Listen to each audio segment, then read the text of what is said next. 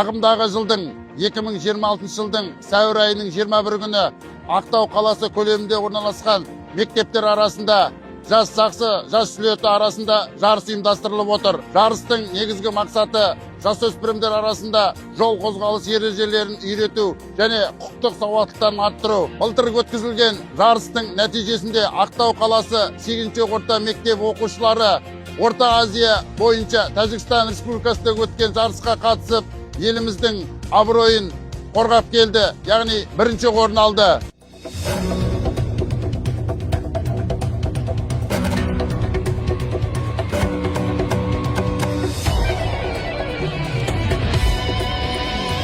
Батыр бабам, қайсар елім менің, Дархан далам.